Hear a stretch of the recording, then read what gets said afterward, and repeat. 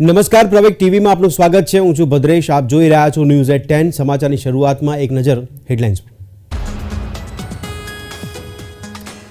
ગુજરાત ગૌણ સેવા પસંદગી મંડળ જુનિયર ક્લાર્કની ભરતી માટેની જગ્યામાં વધારો। હવે કુલ 5202 જગ્યાઓ પર કરાશે ભરતી।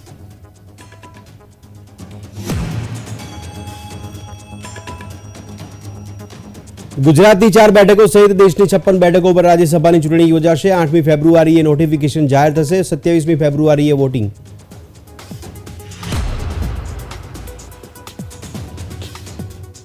પરીક્ષા પે ચર્ચા કાર્યક્રમમાં પીએમ મોદીએ વિદ્યાર્થીઓને આપી જીતની ફોર્મ્યુલા। મુખ્યમંત્રી ભૂપેન્દ્ર પટેલે પરીક્ષા પે ચર્ચા કાર્યક્રમનું જીવંત પ્રસારણ નિહાળ્યું।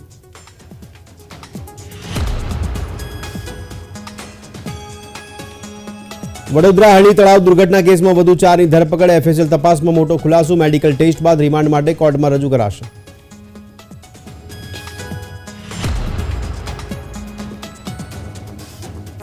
અરવિંદ કેજરીવાલે નીતિશ કુમારની ગઠબંધન છોડવાની નીતિને વખોડી। કહ્યું કે આવી પદ્ધતિ લોકશાહી માટે અયોગ્ય।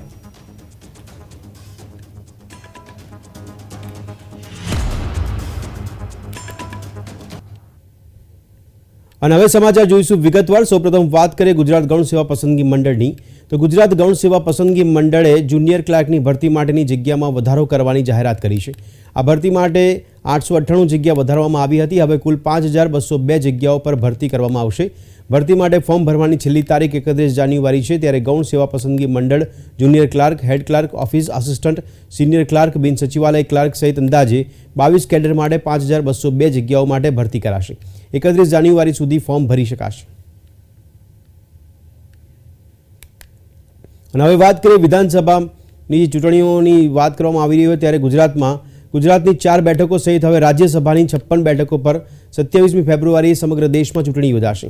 આ માટેનું નોટિફિકેશન 8 ફેબ્રુઆરીએ જાહેર થશે। આપને જણાવીએ કે ભાજપના પરસોત્તમ રૂપાલા, મનસુખ માંડવિયાની ટર્મ પૂર્ણ થશે, તેમજ કોંગ્રેસના અમીબેન યાજ્ઞિક અને નારાયણ રાઠવાની પણ ટર્મ પૂર્ણ થશે। ત્યારે ગુજરાતની ખાલી પડતી 4 બેઠકો ભાજપ કબજે કરે તેવી સંભાવના છે। તો વડાપ્રધાને પરીક્ષા પે ચર્ચા 2024 કાર્યક્રમ દરમિયાન વિદ્યાર્થીઓ, શિક્ષકો અને વાલીઓ સાથે વાતચીત કરી હતી। અમારા બાળકોમાં સ્થિતિસ્થાપકતા પેદા કરવી અને દબાણનો સામનો કરવામાં તેમને મદદ કરવી તે વાલીઓ માટે મહત્વપૂર્ણ બાબત છે। પીએમએ વિદ્યાર્થીઓના પડકારોને વાલીઓ તેમજ શિક્ષકોએ સામૂહિક રીતે હાથ ધરવા જોઈએ તેવી શીખ આપી હતી।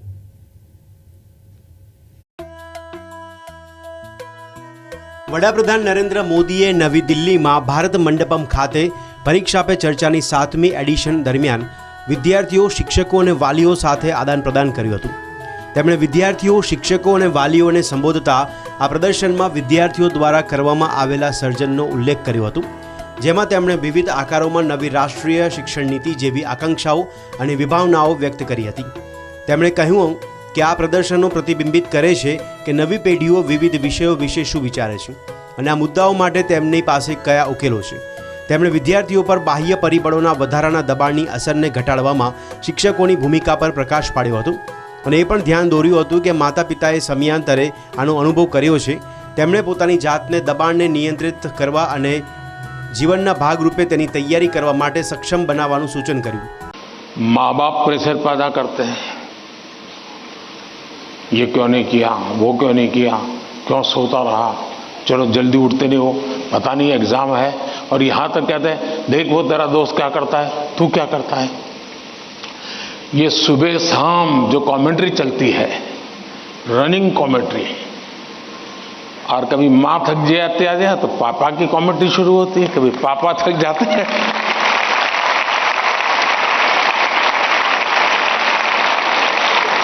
तो बड़े भाई की कमेंट्री शुरू हो जाती है, और वो अगर कम पढ़ता है तो स्कूल में टीचर की।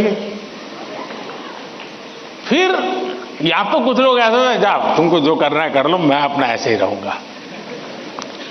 कुछ लोग इसे सिंसियर लेते हैं, लेकिन ये दबाव का दूसरा प्रकार है। अगर जीवन में चुनौतियां न हो, स्पर्धा न हो, तो फिर जीवन बहुत ही प्रेरणाहीन बन जाएगा, चेतनाहीन बन जाएगा। कंपटीशन होनी ही चाहिए, लेकिन जैसे एक सवाल में पूछा कालीकट से बच्ची ने, हेल्दी कंपटीशन, इसलिए कंपटीशन हेल्दी होना चाहिए। मन से एक बार इस स्थिति से जीतना है, ये तो संकल्प करना होता है। दूसरा, ये जरा दबाव के प्रकार देखें। તેમણે તણાવના સ્તરનું મૂલ્યાંકન કરવા અને ધીમે ધીમે તેમાં વધારો કરીને આગળ વધવાનું સૂચન પણ કર્યું. તણાવની સમસ્યાનું સામૂહિક સમાધાન કરવા અપીલ કરી હતી. માતા પિતાને તેમના બાળકોની તુલના અન્ય બાળકો સાથે ન કરવા જણાવ્યું હતું. તેમણે તેમના બાળકોની સિદ્ધિને તેમનું વિઝિટિંગ કાર્ડ ન બનાવવા માટે પણ જણાવ્યું હતું. તેમણે પરિવારો સાથે વ્યક્તિગત જોડાણ વિકસાવવા અને વિદ્યાર્થીઓની તેમની સમક્ષ તેમની સિદ્ધિઓ બદલ પ્રશંસા કરવાનું સૂચન પણ કર્યું હતું. પીએમ મોદીએ ઉમેર્યું હતું કે શિક્ષકો નોકરીની ભૂમિકામાં નથી, પરંતુ તેઓ વિદ્યાર્થીઓના જીવનને તૈયાર કરવાની જવાબદારી નિભાવે છે. પ્રધાનમંત્રીએ શારીરિક સ્વાસ્થ્યની કાળજી લેવાની જરૂરિયાત દર્શાવવા મોબાઈલ ફોન રિચાર્જ કરવાની જરૂરિયાતનો ઉલ્લેખ કર્યો હતો. તેમણે સંતુલિત જીવનશૈલી જાળવવા અને દરેક વસ્તુનો અતિરેક ટાળવા જણાવ્યું હતું. જીવનમાં પણ સકારાત્મકતા રાખવા ઉપર તેમણે ભાર મૂક્યો હતો. Bureau report. મુખ્યમંત્રી ભૂપેન્દ્ર પટેલે પરીક્ષા પે ચર્ચા 2024 કાર્યક્રમનું જીવંત પ્રસારણ અમદાવાદના ઘાટલોડિયામાં આવેલ નૂતન વિદ્યા વિહાર હાયર સેકન્ડરી સ્કૂલ ખાતેથી નિહાળ્યું. મુખ્યમંત્રીએ શાળાના 500 વિદ્યાર્થીઓ અને 100 શિક્ષકો સાથે પરીક્ષા પે ચર્ચા કાર્યક્રમનું જીવંત પ્રસારણ નિહાળ્યું હતું. વડાપ્રધાન નરેન્દ્ર મોદીએ પરીક્ષા પે ચર્ચા 2024 કાર્યક્રમ અંતર્ગત દેશ વિદેશના વિદ્યાર્થીઓ અને શિક્ષકો સાથે વર્ચ્યુઅલ સંવાદ સાધ્યો હતો. મુખ્યમંત્રીએ અમદાવાદના ઘાટલોડિયાની નૂતન વિદ્યા વિહાર હાયર સેકન્ડરી સ્કૂલ ખાતે આ કાર્યક્રમનું જીવંત પ્રસારણ નિહાળ્યું હતું. મુખ્યમંત્રીએ 500 વિદ્યાર્થીઓ અને 100 શિક્ષકોની સાથે બેસીને આ પરીક્ષા પે ચર્ચા 2024 કાર્યક્રમ નિહાળવામાં જોડાયા હતા. વડાપ્રધાન નરેન્દ્ર મોદીએ વર્ચ્યુઅલ માધ્યમથી દેશ વિદેશના વિદ્યાર્થીઓ અને શિક્ષકો સાથે સંવાદ કર્યો હતો. આ કાર્યક્રમમાં ઉપસ્થિત સૌ વિદ્યાર્થીઓ અને શિક્ષકોને વડાપ્રધાને માર્ગદર્શન પૂરું પાડ્યું હતું. આ કાર્યક્રમમાં પીએમ મોદીએ વિદ્યાર્થીઓને જીતનો મંત્ર આપ્યો હતો અને નિરાશ થયા વિના સતત પરિશ્રમ કરવાની શીખ આપી હતી. હંમેશા હતાશા ખંખેરીને કાર્યમાં લાગી જવા કહ્યું હતું. આ પ્રસંગે મુખ્યમંત્રી કાર્યક્રમ બાદ શાળાના વિદ્યાર્થીઓને પણ મળ્યા હતા. બ્યુરો રિપોર્ટ, પ્રવેગ ટીવી.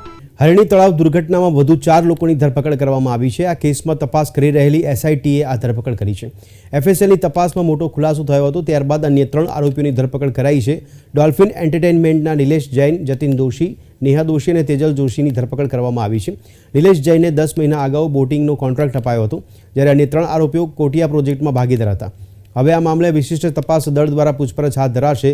ત્યારબાદ 4 આરોપીઓના મેડિકલ ટેસ્ટ બાદ તેમને રિમાન્ડ માટે કોર્ટમાં રજૂ કરાશે. તેમના રિમાન્ડ દરમિયાન વધુ માહિતી તપાસ ટીમને મળે તેવી આશા છે.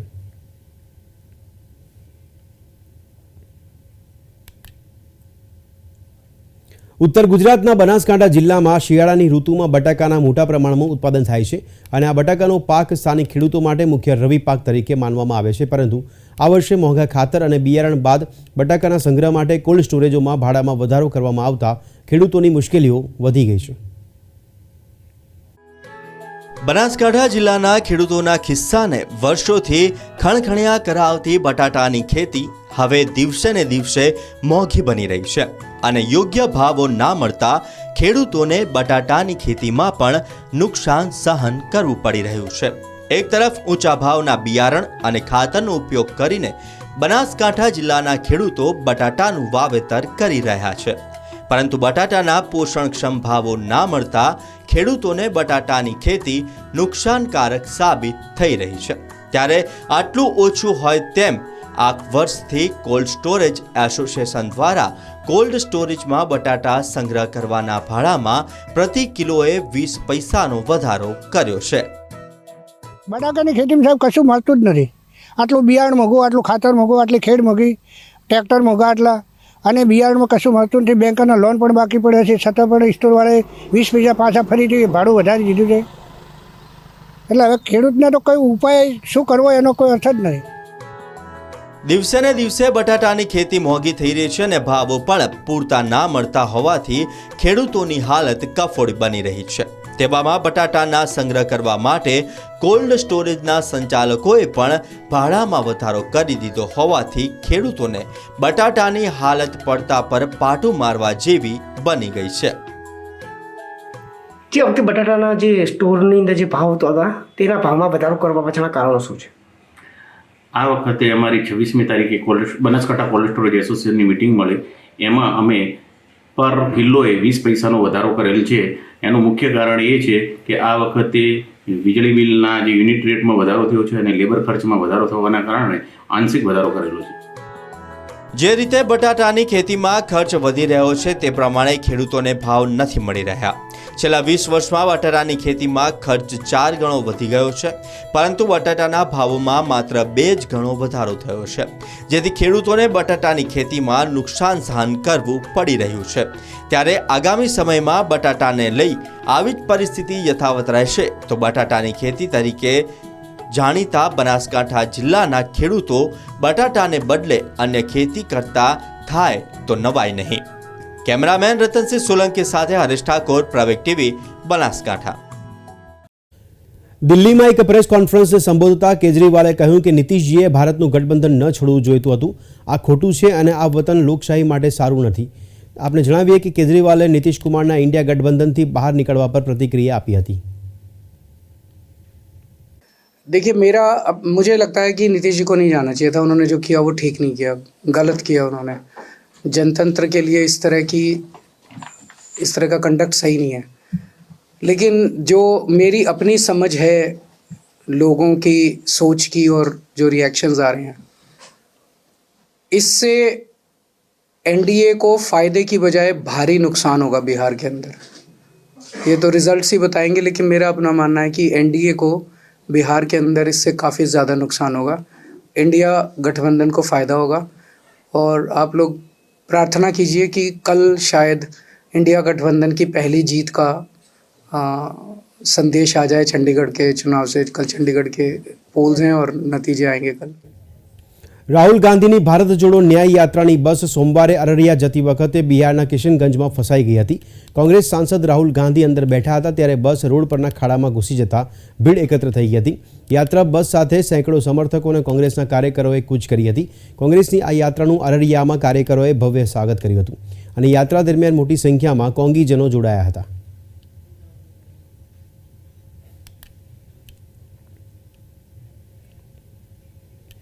વાલ્મીકી દ્વારા લખાયેલી રામાયણમાં ભગવાન રામના સુવર્ણ કાળનો ઉલ્લેખ કરવામાં આવ્યો છે, પરંતુ સુરતના એક એવા રામ ભક્ત કે જેમણે ભગવાન રામના સુવર્ણ કાળ આયુષ્યને રામાયણ પુસ્તકમાં સોનાની જે ઇંક છે તેનાથી લખ્યું છે. દુર્લભ કહી શકાય એવી આ સુવર્ણ રામાયણમાં 222 તોલા સોનાના સાથે હીરા માણેક પણ જડવામાં આવ્યા છે. વિશ્વમાં આ માત્ર એક એવો ગ્રંથ હશે જેને સંપૂર્ણ રીતે સોનાની શાહીથી લખવામાં આવ્યો હશે. ભગવાન રામના જીવનકાળ પર તૈયાર થયેલ આ રામાયણના એક એક શબ્દો સોનાની ઇંકથી લખવામાં આવ્યા છે. 530 પાનાની અને 222 તોલા સોનાથી તૈયાર કરવામાં આવેલ આ રામાયણના મુખ્ય પાનું ચાંદીનું બનાવવામાં આવ્યું છે અને તેના પર 20 તોલાની રામની મૂર્તિ સાથે 10 કિલો ચાંદી, 4000 હીરા માણેક અને નીલમણી જેવા રત્નોનો ઉપયોગ કરવામાં આવ્યો છે. સુરતના ભેસ્તાન વિસ્તારમાં આવેલ આ રામકુંજમાં રહેતા દંપતી રાજેશ કુમાર ભક્ત અને ઇન્દિરાબેન ભક્ત હાલ આ સુવર્ણ રામાયણનું જતન કરી રહ્યા છે. તેમનું કહેવું છે કે આ રામાયણ તેમના દાદા દ્વારા બનાવવામાં આવી હતી. મારા ઘરે મારા દાદાજીએ સુવર્ણ રામાયણ બનાવેલું છે ને અમે એટલા ધનભાગી છે કે અમારા દાદાએ બનાવ્યું ને એટલે તે રામાયણ આમ ટોટલ 19 કિલો વજન છે એનું. 530 પાનાની છે અને એમાં ટોટલ 9 કલાકમાં તૈયાર થયું છે ને બધા ફરમા બનાવેલા બધા પેજના, તેની પર ઇંક પાથરીને ફરમા ઉચકી લે એ રીતે 530 પેજના ફરમા બનાવીને એ રીતે બનાવેલું છે. રાજેશભાઈના દાદા સ્વર્ગવાસી રામભાઈ ગોકળભાઈ ભક્ત રામના ભક્ત હોવાથી તેમણે વર્ષ 1981માં તેઓએ આ રામાયણ બનાવ્યું હતું અને આ પુસ્તક વર્ષ 1981માં પુષ્ય નક્ષત્રના દિવસે 9 કલાકમાં 40 લોકો દ્વારા તૈયાર થયું હોવાનું કહેવામાં આવે છે.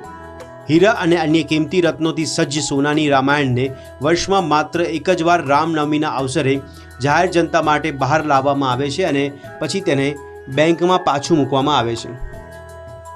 મારા દાદા રામભાઈ ગોકળભાઈ ભક્તે બનાવ્યું હતું. એની વિશેષતા તો ઘણી, કારણ કે એમને અંદરથી જ પ્રેરણા હતી એમના ગુરુજીની કે ભાઈ મારે એક એવું બનાવવું છે કે જે કોઈથી ન બની શકે ને એવું રસ સિદ્ધિશાસ્ત્ર એમણે પ્રાપ્ત કરેલી હતી કે સોનાની સાઈન બનાવીને એને કાગળ પર એક કરી દીધી.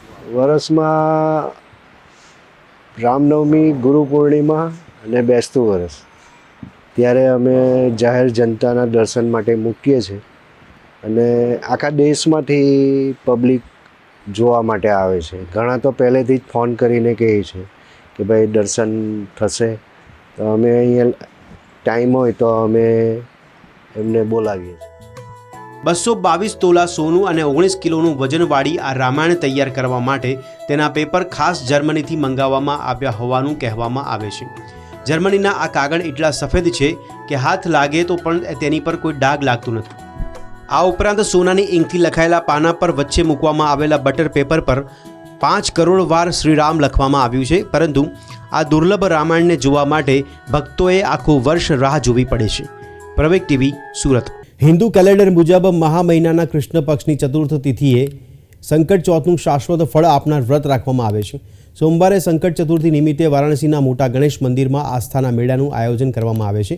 ત્યારે આજના દિવસે અહીં ભક્તોનો ભારે ધસારો જોવા મળ્યો હતો.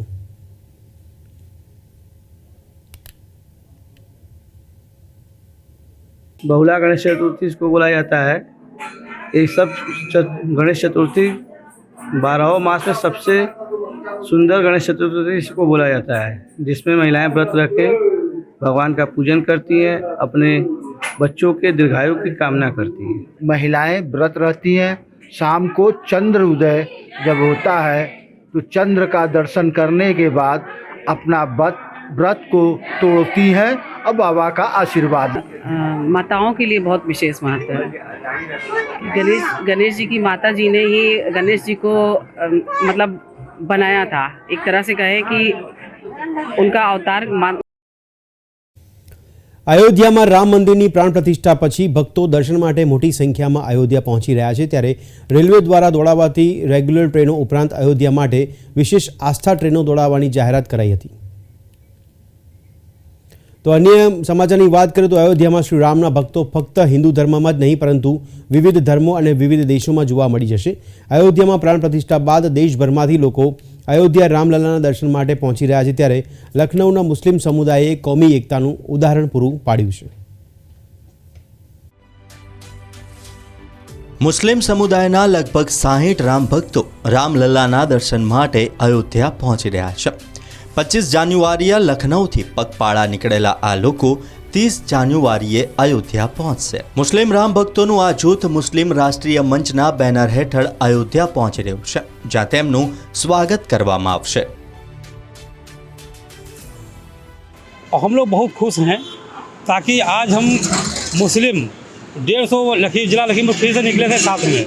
अच्छा, फिर लखनऊ आए, लखनऊ से थोड़ा संख्या कम पड़ गई, अब आगे जाएंगे. हमारे मोहम्मद सल्लल्लाहु अलैहि वसल्लम जो हैं बस वही मर्तबा इनका है. अच्छा, आप दर्शन करेंगे, क्या कहेंगे? हम दर्शन करेंगे, हम उनसे मांगने जा रहे हैं. क्या मांगेंगे? अरे जो मेरे दिल की मुराद है हमें उम्मीद है पूरी हो जाएगी. हम यही उद्देश्य देना चाहते हैं दुनिया को कि जो भाईचारा बनाए रखें, क्योंकि जो इधर उधर की बातें मत ध्यान दें. और हम जा रहे हैं अयोध्या प्रभु के दर्शन करने, हमको नबी मानते हैं, क्योंकि जो है हमारे जो माता पिता हैं उन्होंने हमको समझाया, क्योंकि जो इधर उधर की बातें ना बच्चों की ज़्यादा ही भरी जाती हैं कि आगे चल के बिगड़ जाएं. लेकिन हमारे माता पिता जो हैं उन्होंने हमको बताया कि जो है ऐसा नहीं होता है, सब एकता बनाए रखें. तो हम वहाँ जाएंगे और उनके दर्शन करेंगे और यही मन्नत मांगेंगे कि देश में जो है अमन शांति बनी रहे और जो है भाईचारा बना रहे.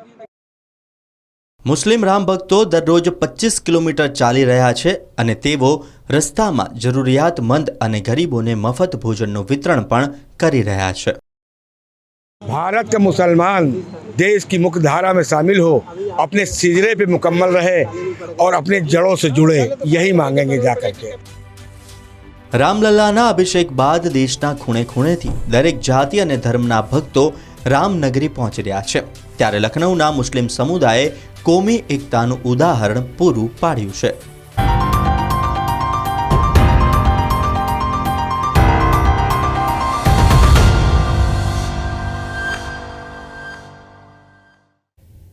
અને હવે વાત કરીએ બજેટની, તો વચગાળાનું કેન્દ્રીય બજેટ 2024 રજૂ થાય તે પહેલાં વિવિધ ક્ષેત્રોના ઉદ્યોગકારો તેમના ક્ષેત્રની આશા અને અપેક્ષાઓ રજૂ કરી રહ્યા છે. એ સમયે સરકાર પાસે વર્કિંગ મહિલાઓએ વીમા પ્રીમિયમ પર ડિસ્કાઉન્ટ અને મફત બસ સેવાની આશા વ્યક્ત કરી છે. देखिए, पहले जो इंश्योरेंस में छूट मिलता था अब तो वो ऑलमोस्ट बंद हो गया है. तो जो एक बिलो एवरेज मतलब एवरेज लेवल के जो इनकम होल्डर है उनके लिए बहुत मुश्किल है. कहाँ करेंगे? हर कोई म्यूचुअल फंड नहीं कर सकते, हर कोई बड़ा एफडी इन्वेस्टमेंट नहीं कर सकते. तो उनके लिए इंश्योरेंस एक अच्छा रास्ता था, वो तो बंद हो गए. एज माई सेक्टर उसको मैं थोड़ा सपोर्ट करूँगी. और बाकी अभी गवर्नमेंट तो बहुत कुछ सोचते हैं, बट मुझे ऐसा लगता नहीं है कि हमारे लिए कितना बेनिफिट है, क्योंकि लेमैन को बेनिफिट बहुत कम मिलता है. जैसे दिल्ली में लेडीज़ स्पेशली लेडीज़ के लिए बसें फ्री हैं. तो फ्री मीन्स कि हाँ लेडीज़ के लिए उन्हीं, क्योंकि जो मॉर्निंग में जल्दी आते हैं उनको बहुत जल्दी जल्दी भागना होता है. तो अभी देखिए आप बहुत लंबी लाइन लगी है. तो सबके लिए नहीं टाइम का मतलब है, बट जिन लोगों के लिए है उनके लिए तो है. तो क्या होता है कि फिर वो बस का नहीं वेट करते, फिर वो टैक्सी से जाते हैं. और टैक्सी मतलब कि 5 गुना महंगा पड़ता है, मतलब जो एफर्ट नहीं कर पाते हैं. तो जो वर्किंग वूमेन है स्पेशली जो आती है इधर और टाइमली, जिनका मतलब मॉर्निंग टू आफ्टरनून है, इवनिंग, तो उनके लिए बसें मतलब होनी चाहिए फ्री.